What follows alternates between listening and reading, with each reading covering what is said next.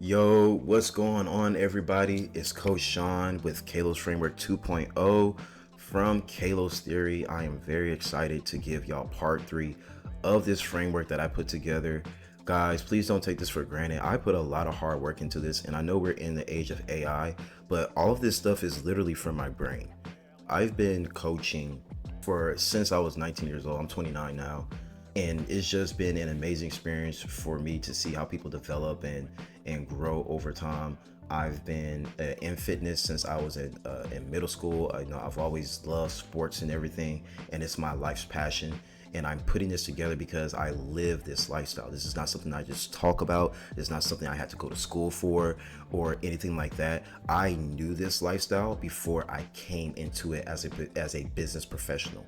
So please don't take my advice for granted. I've seen all of the people who say they were gurus go up and come down. I've seen all of the latest, greatest plans that were supposed to be the one all end all for all programs. I've seen those go down as well.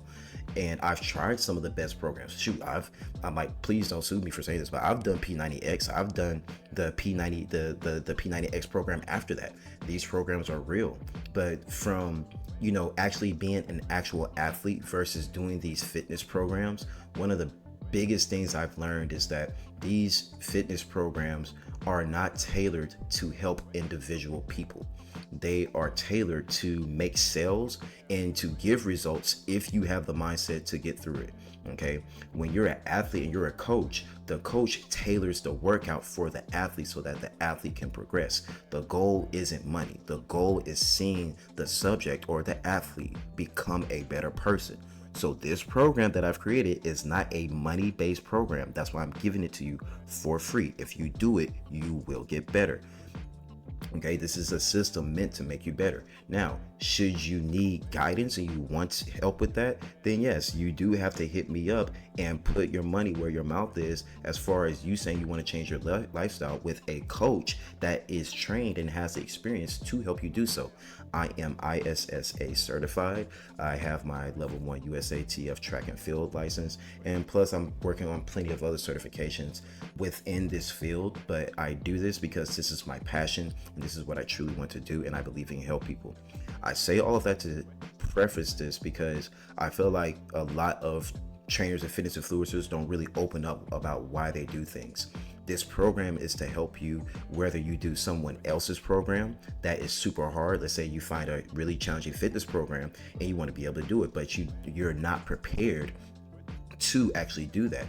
This program that I set up basically takes you developing yourself through a general preparation phase into a specific preparation phase of training to accomplish the type of training you want to do. And I teach all of these things in my mentorship and my coaching. But I'm giving this to you guys for free because I understand, like, if we use Pareto's principle, I know 80% of the people might watch this and may do absolutely nothing with it. It's fine. But I know the other 20% that do watch it and do something with it will get the results. I'm very confident about that because it takes a certain type of person to actually want to change their lifestyle. So this content is literally meant for you to use for yourself, unbiased third person point of view from me observing myself, from me observing athletes and other subjects and people that I've trained for years now, literally years. These are the things that make them successful. These are the things that everybody does as far from like a systemized standpoint. And I feel like this is going to be the most impactful video out of all my videos because for a lot of people, a lot of you do have the fitness knowledge. A lot of you are very tied in with yourself as far as goal gaps, but a lot of people don't know how to actually plan fitness, and this is where the technical expertise of things comes in. Okay, so this is part 3 of the Kalos Framework 2.0. It is progressive. This entire framework is meant to help you become a better planner of your own fitness lifestyle and the type of exercise you do over time. So don't try to be perfect the first time you use this system. Just go through it, read it, and utilize it. So step 3, integrate actions. So we're integrating actions into all of the things that we've learned. This is going to create a system that so that we have a systemized process of getting this done. And then that's going to lead to you having aligned application, which means all of the actions that you're doing are aligned with your long-term goals. Now, why systemize the plan? Well, systemization is the secret sauce to achieving goals. It does this by creating standard procedures, protocols and workflows to increase efficiency, consistency, and predictability in outcomes. Systemization minimizes your cognitive load so that it is easier to make decisions, learn new information, and to commit to a specific task or series of tasks. Having the ability to use a process that helps you achieve your goals with ease is oftentimes the difference between success and failure. So, I'm not going to read through that again. You take the time to read that yourself. But honestly, all in all, the whole idea of a system is like having a cell phone. You don't necessarily have to teach yourself how to use a new cell phone. You've used cell phones long enough to where you just pick it up, you understand the processes, you just start using it, boom, boom, boom, boom. Eventually, if you know you press these numbers, it'll do a phone call and it'll lead to a specific person for you to have a conversation. That's what this is. That's a system. This is a fitness system meant for you to improve purely through participating in it, purely through using it. And the way the system is set up is meant to help you improve you for your needs, which is why I believe this part of the plan is so powerful. So part one, ritual, okay? If you've ever been an athlete, you understand what ritual means. We're not talking about something spooky and mystical. We're talking about sports psychology, okay? A lot of people call it a sports ritual. So let's go over that real quick. Ritual or sports ritual. A behavior or routine that an athlete will do that gives them added confidence and focus for the physical demand they are about to achieve. This can include listening to music, wearing certain clothing, or a specific item, eating a specified food, a prayer, meditation, image visualization, mental visualization, and or any other possible cue or behavior that the athlete can personally tie to improve performance. This creates a psychological trigger to enter the zone, aka flow state, if you are familiar with flow state, and can help guide self-confidence, self-efficacy, and consistency. So let me go through these three things real quick. Self-confidence is your belief in yourself or the confidence within yourself to do things that you know you may not be able to accomplish or whatever because you're confident. Self-efficacy is you proving to yourself that you can do the things that you say you will do. Very, very important if you struggle with yourself. Self-efficacy is what you want. And then consistency, that's the key word for a lot of people. They just want to be more consistent as an individual. The psychological trigger of a ritual is very, very powerful. This is how athletes end up going to do workouts or do 2-a-days or 3-a-days, even when they don't want to. So if your whole goal is to work out 3 or 4 days a week, and you just want to make that consistent, start with something easy and train a ritual, train a trigger into your body. So every time you do that thing, you end up saying, I don't want to work out, but I'm going to play my pump up song. All right, I'm pumped. I'm listening to some Taylor Swift. I'm listening to some Future. I'm pumped now. All right, I'm going to the gym. Whatever it is, whatever gets you in that mood, that zone, that flow state, only use those specific songs or things for that, okay? Now I'm going to tell you how to create a ritual, and you will be able to use this for anything you want to do in your life that you want to low-key kind of trigger yourself into doing, brainwash yourself. I know that's a triggering word for people, but I'm not someone who chooses sides as far as the words that I use. I'm very non-dual in my understanding of things. That way I can get a more objective experience and perception from things, and then I can allow myself to have a more subjective point of view, but from an objective analyzation, if that makes any sense. I'm not going to get into that. That's going to be some mindset stuff I'll talk about later. Anyways, how to create a ritual. So 1, identify actions and behaviors that typically boost your mood and list them out. Anything that gives you the satisfaction of self-love or self-improvement are valid as well. These will be your mood boosters. Think about the times where you have had to do something hard or difficult and try to recall the thing you did or do consistently before doing the hard thing you had to do. Quick example. Dishes. All right, this is a perfect example. If you're somebody who busts dishes, right, and you wash your dishes, and let's say you do it regularly or any type of chore, really any chore, whatever it is you do to put you in the zone to do your chores, that's a really good place to start. And you can use that trigger for the same thing for your actual workouts or for other things you want to accomplish. So keep that in mind. That is the easiest way to identify a mood booster. Make sure to be as specific as possible and to not generalize your personal mood boosters. So don't say, oh, my mood booster is music. So you can say my mood booster is Future or Kanye. I'm just throwing those guys out there because those are mood boosters. I don't listen to them on a regular basis, but when I'm working out and I just want to be going hard, we getting it. That's where I'm at. A lot of people in the gym industry love Young Dolph, and it doesn't necessarily have anything to do with you necessarily, wanting to be a fan. Is more so about you getting the type of energy you need to get that workout in. Sometimes I will listen to some rock music or instrumental or anything that's like hard and driving and upbeat. That's the type of music and vibes that I like to have. So I actually create a playlist. I'm getting ahead of myself right now, but I create a playlist with multiple different songs that I like to put on there. A lot of people who are gym goers, they have their own gym playlist. Once a certain song comes on, it's like you get this surge of energy, and that's you using psychology to trick your body into being activated in order to work. So very, very, very powerful tool. This is a very underrated, and I don't think this tactic is talked about enough in the fitness space. The second part of how to do this, select 1 to 4 mood boosters to stack on top of each other to create a routine for before your workout and after your workout, because a mental cool down is very important. The body cool down is just as important as the mental cool down. Okay, this will become your pre-workout and post-workout rituals respectively. Okay, so I'm not going to read through all these examples. Put in headphones, listen to a hype workout playlist. I just talked about that. Putting on workout clothes while listening to music and eating an energy protein bar. You can have some mindfulness with short prayer or peaceful music. Accountability partner, if you have accountability partner or a coach, personal trainer, shoot them a text that you're going to head in the gym next 10-15 minutes. Workout, stretch. After workout, you can stretch while listening to calming music for cool down. So this is the after part. You can drink a protein smoothie. Motivational podcast. I like to do cold showers and sauna. I love doing the sauna and just meditating, listening to I'll listen to Andre's 3K's Flute album. If you haven't heard that Flute album is a great album for meditation, just peace and mindfulness. If you like gospel music, listen to some gospel music. Some people get pumped with gospel music to go to the gym, and then after want to listen to praise and worship music if you're from that and you know the difference.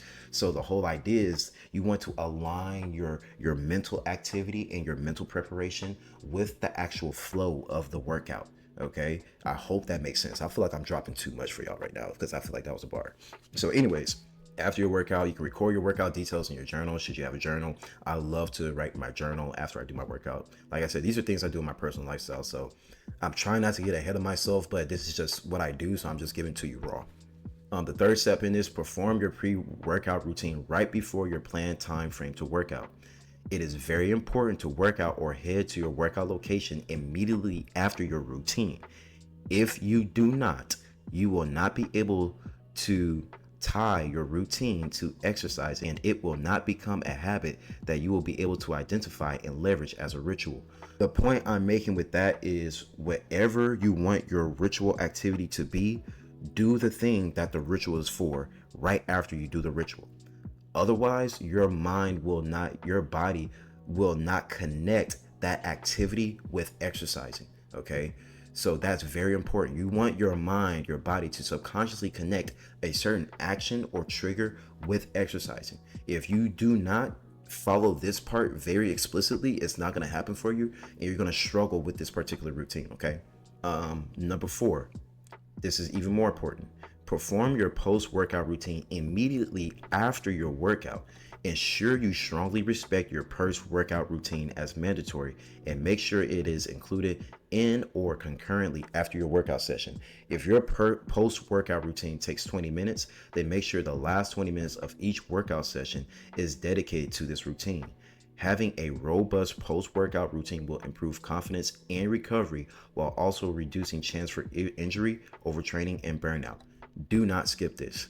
So I'm not gonna lie, guys. Sometimes I do skip my pre-workout routine, but I never skip my post-workout routine.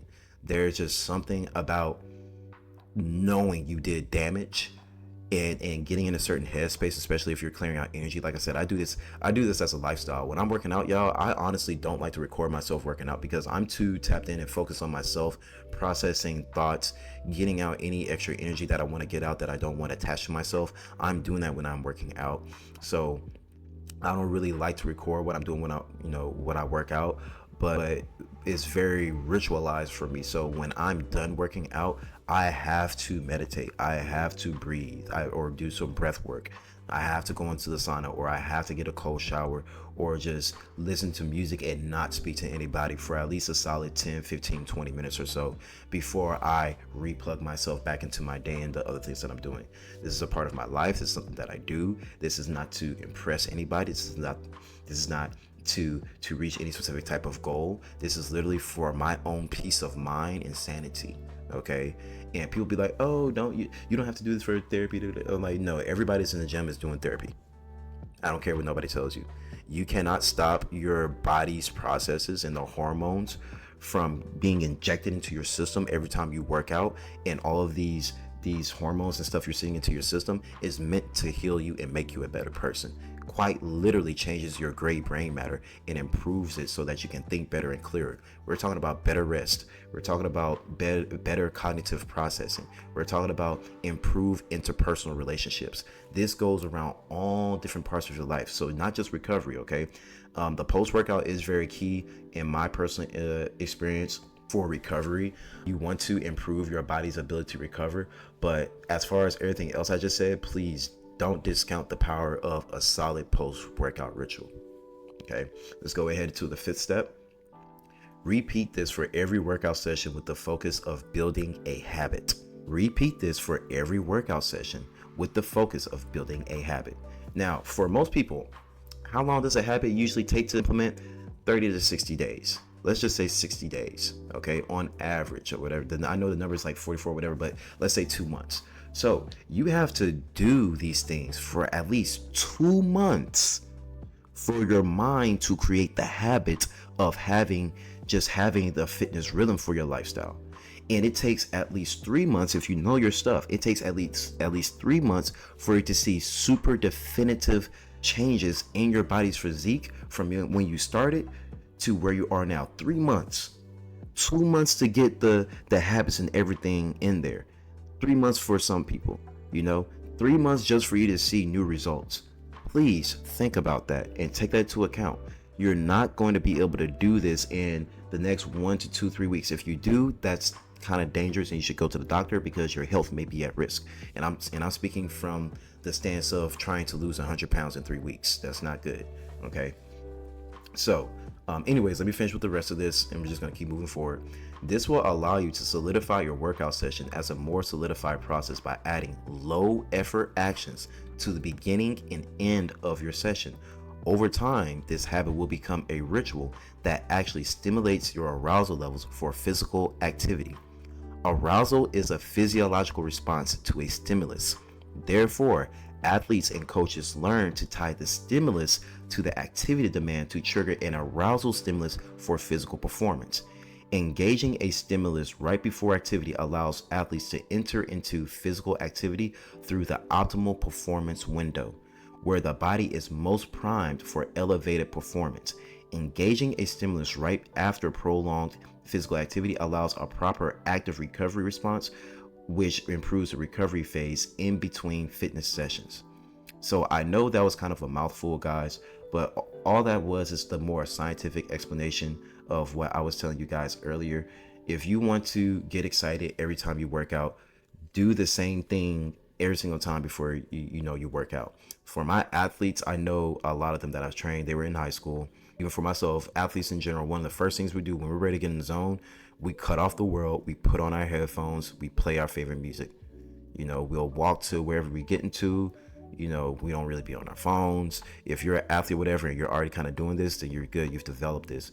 It's just time to be more intentional with it and maybe even stack some extra mood boosters on that to make your ritual process more robust. Okay, so that's it for that part. Let's go to part 2, explore. This is for nutrition. Explore. This process helps to create a personalized nutrition plan based on the principles and guidelines provided in the Kalos Framework. Explore will empower your curiosity and adaptability in nutrition, which will enable you to discover new foods and to establish a better understanding of the food options available to you at any given time. Okay, so before we go any further, I'm just going to go ahead and say this about food and nutrition. I use the word nutrition because I have an abundance mindset when it comes to food.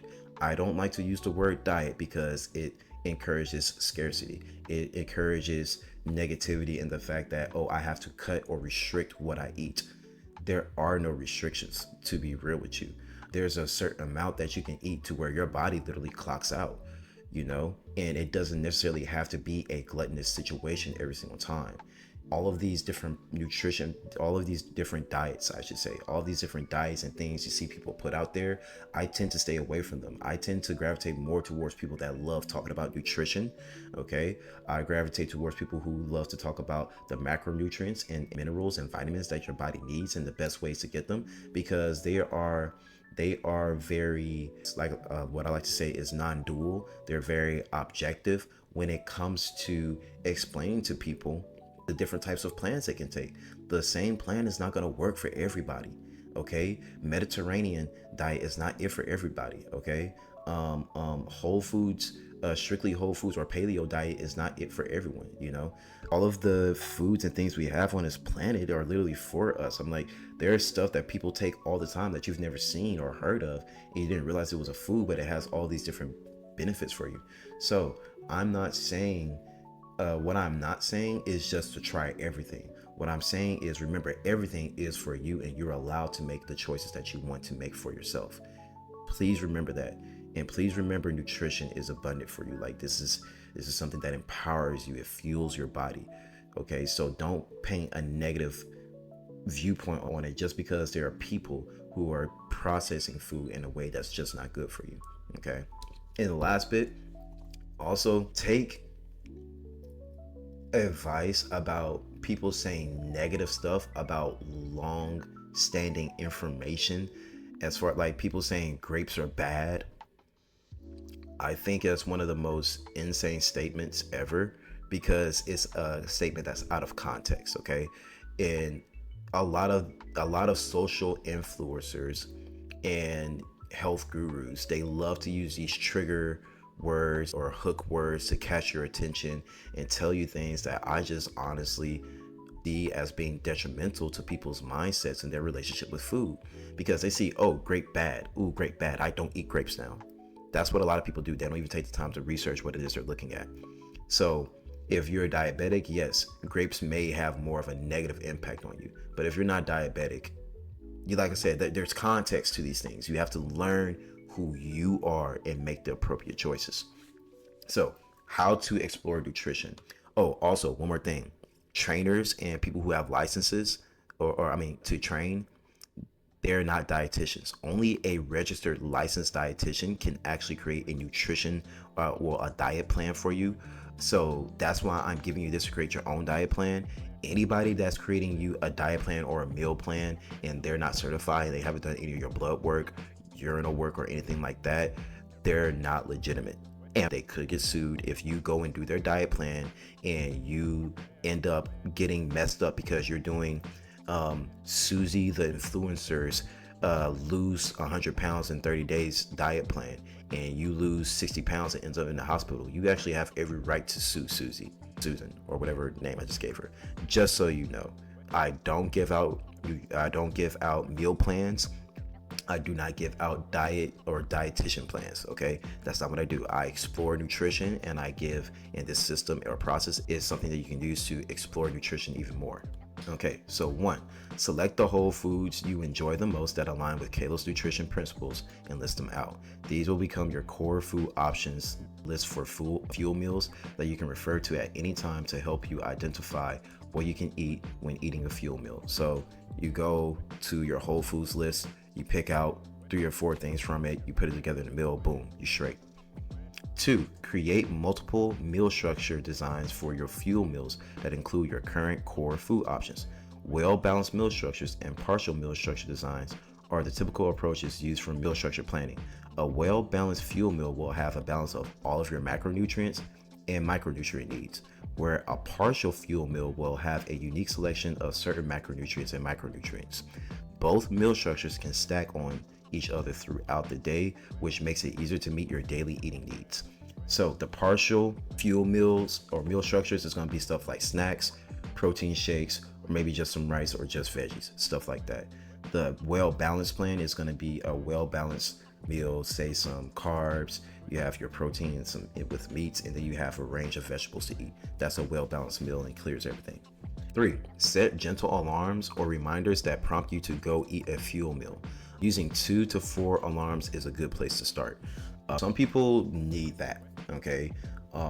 I needed it myself personally, and what I used it for was to actually signal the beginning of my eating period after I'm done with intermittent fasting and the end of my eating period. So I know when I hear that first alarm, I'm good to eat. So I've kind of trained myself to just eat within that time period. For you, if you're like, okay, I need to stop after 1 o'clock or 2 o'clock, make sure I get a meal, then you set that alarm for then, and then you're like, okay, I'm going to go ahead and prepare a meal. So do whatever works for you in that sense, but don't forget to eat your food at least 2 meals a day. That's what I tell people, at least 2 meals a day. All right, number 4, reflect on how your fuel meals make you feel and track notable observations in a food journal or on your core foods list. Make sure to adjust portion sizes, food choices, or meal timing to better align with your desired eating needs. I'm not going to get too deep in some of that. That's a little bit more specific. I talk about that more with my clients in mentorship program. So I may make a video about that at a different time, but that's very specific with your body. And like I said, you do want to make sure you go to someone licensed or professional or do your own homework with this, okay? Number 5, introduce at least one new whole food or recipe weekly. This keeps your nutrition varied and encourages continuous learning about how different foods affect your body.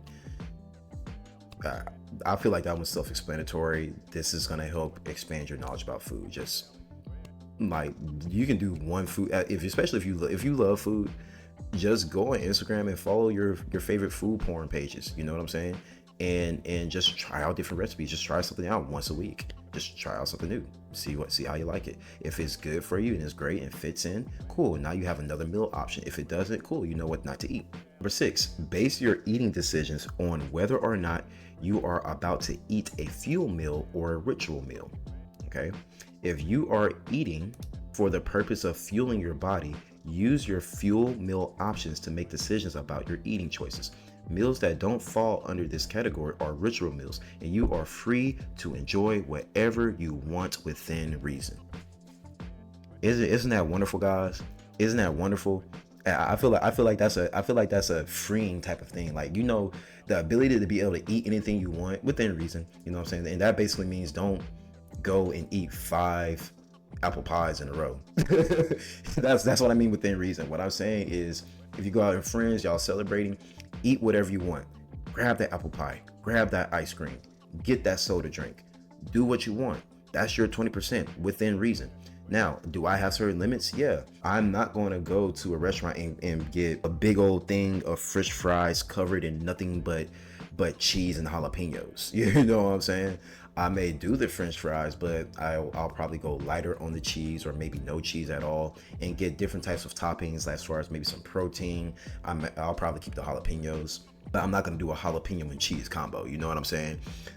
So, you know, put some type of protein on there, maybe some other types of veggies and stuff like that. Or you just go home and create your own loaded fries. I don't know. I'm just throwing the idea out there so y'all can understand the difference between picking a super greasy option when you go out and picking more of like a middle road, you know, healthier option or something you can recognize the whole foods in.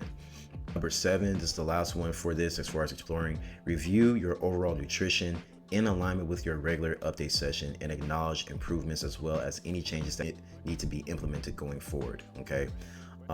This is just checking out your nutrition and just updating your nutrition plan and seeing what you have. So you're gonna have basically a living list of nutrition and things that you kind of follow. You don't have to put any of the ritual meals on there, but your fuel meals, those are what you want to put on there, and you want to improve what you put into your body on a regular basis, because that's 80% of what it is that you're eating and putting into your body. So the more high quality that becomes, the better everything else becomes for your system. Okay, we're gonna go ahead and get into the last part and wrap this up.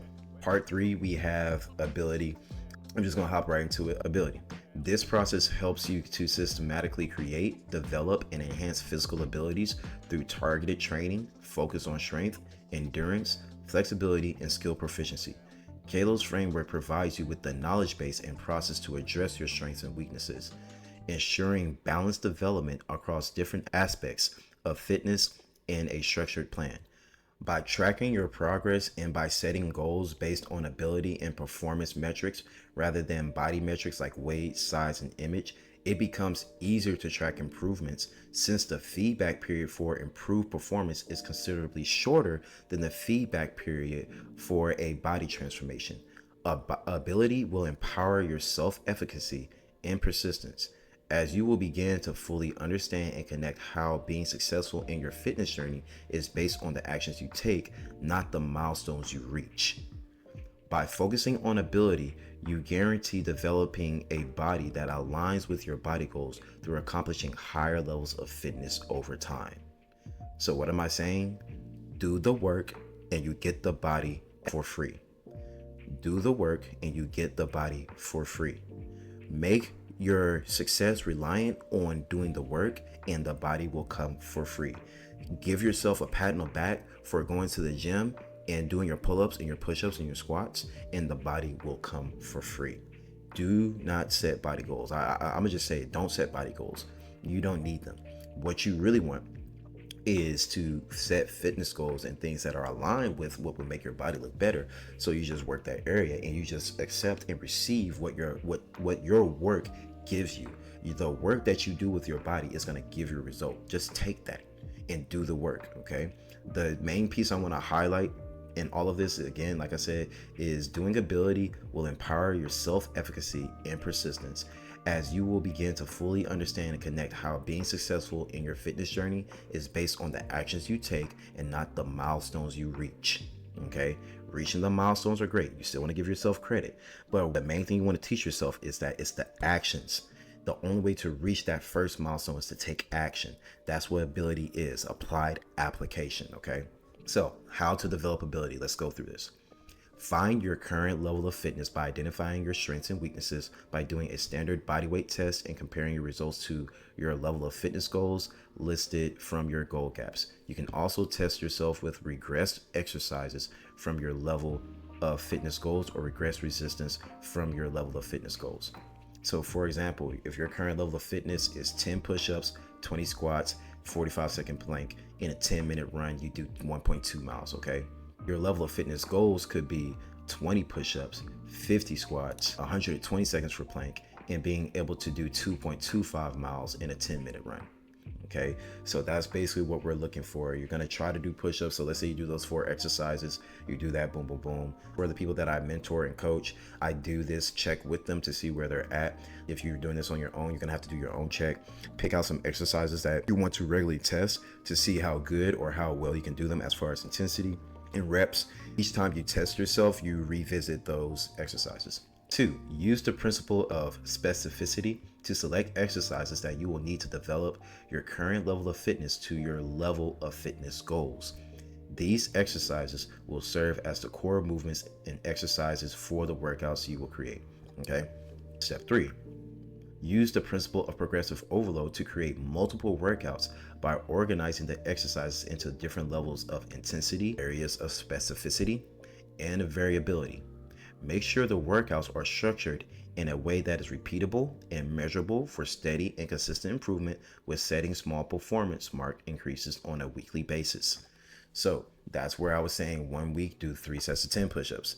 Next week, 4 sets of 15 push-ups. Following week, 4 sets of 20 push-ups. The next week, 4 sets of 25 push-ups. Boom, all of a sudden, you're at 100 push-ups a day. or whatever, however you go about doing that. Okay. But that's an idea of what you would do. And each week you change or update, like, see, how am I doing with it? And that's how you get that done. So 4, use the principle of periodization to create a weekly microcycle workout schedule, a 4 to 6 week mesocycle workout schedule, and a 3 to 6 month macro cycle workout schedule. This will guide you on when to work out and also when not to work out, so that you can rest for adaptations to be made while aligning it with your regular life schedule in a way that is most beneficial for you. Once this is done, you will have a complete workout plan that you can act on immediately. Okay. Quick example of that. Basically, let's say your weekly macro cycle is arms. So day 1, arms, day 2, legs, day 3, rest, day 4, legs, and then the rest of the week you rest. Okay. So that's 3 workouts a week. Okay. That's your weekly macro cycle. For your 4 to 6 week macro cycle, that's where you use the principle of progressive overload in order to set over the next 4 to 6 weeks. This is how I want to progress. And then after that, you'll have your deload week. And what you do is you want to stack those mesocycles on top of each other for where you should be in order to get a 4, 5, 6 month macro cycle plan. Okay. And that's how you continuously progress over time. After you finish that, boom, you do another one. 5, track your progress in a journal or log so that you can make adjustments to your planning by comparing your real-time or current performances to the expected microcycle, mesocycles, and macrocycle ability or level of fitness goals, and adjusting your goals for the next cycle based off your performance from the previous cycle. This is key for making continuous improvements and aligns with Kalos Mind Principles Seek Out Mastery. So basically, you need to know what you're doing so you can write down the next goal that you need to do better than the last goal. Cool. Retest yourself by reassessing your level of fitness by repeating your original current level of fitness test until failure at the completion of every mesocycle or macrocycle. This will help you realize your bigger performance goals and will often reflect an improvement towards your body goals as well. Okay. Once you have reached your long-term level of fitness goals, you can now restart Kalos Framework 2.0 again from the beginning to again set new goals for yourself and continue to develop your level of fitness and enjoy living an empowered fitness lifestyle. That's it, guys. That's all I got for you. That's literally everything.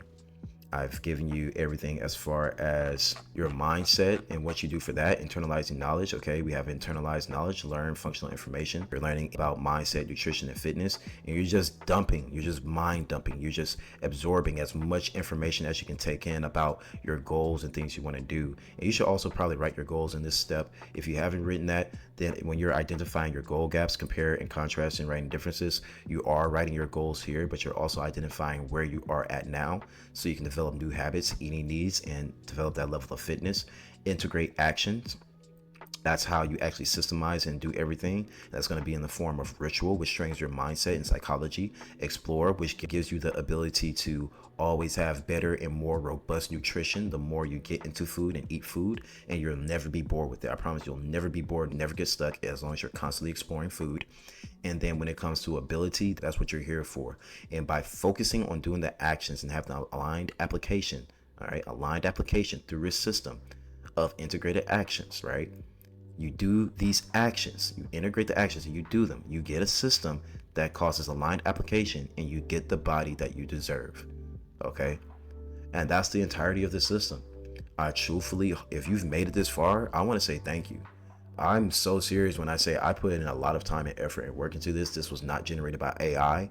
This literally took 10 plus years of experience of and hard, deep reflection of myself, of my clients, having multiple conversations with people with things that they struggle with, observing the industry and seeing the things that are wrong with it, seeing the things that are good with it, taking the good with the bad and trying to mesh together in a way that makes sense for people. Because at the end of the day, I want to help you. I want you to be better. This helped me. This made me better. I'm willing to give it away for free because I believe in it that much and I believe in myself. So if you need that help or whatever, as far as implementing this and it still doesn't make sense to you, either keep studying it, keep looking at it, or just reach out to me. Just reach out to me. I'll help you. Or just find another coach that has a similar mindset of helping you actually achieve your goals. Okay. This is Kalos Framework 2.0 by Coach Sean of Kalos Theory LLC. Has nothing to do with me trying to. I'm not trying to become the next biggest fitness influencer. I just want to see people actually get their lives together from that fitness standpoint, because once you do that, it's like everything else starts to fall into place. And it's been such a big benefit, blessing, whatever context you want to use. It's been that for me on my life, and I want to share this with you, and it's yours. So comment, share, subscribe, all that good stuff. If you want to work with me, you want me to be your coach, shoot me a DM. Y'all be blessed, be safe out here, much love, and thank you for viewing Kalos Framework 2.0 by Coach Sean, yours truly, of Kalos Theory. We out.